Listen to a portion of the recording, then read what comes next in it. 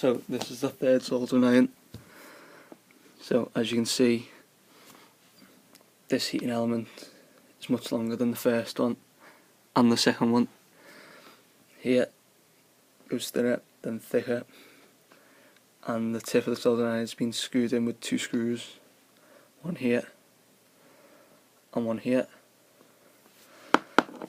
The handle, as you can see, once it's placed down, it's a bit top heavy, so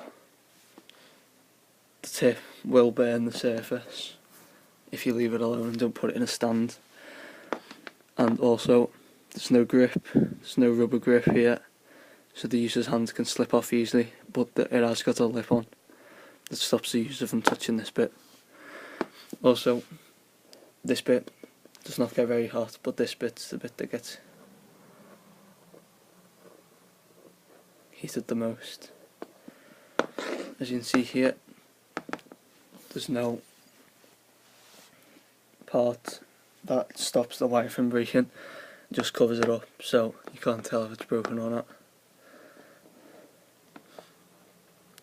This one takes about 5 to 10 minutes to heat up. It takes a really long time. As you can see, there's no button on it, you just have to plug it in and wait.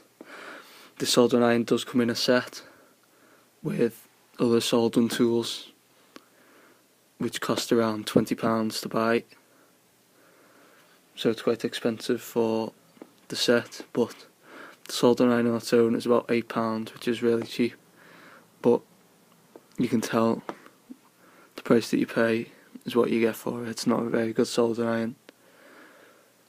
The tips are interchangeable,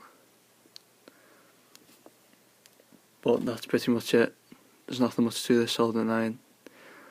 You get what you pay for, it's only £8. Probably the worst one I've looked at so far.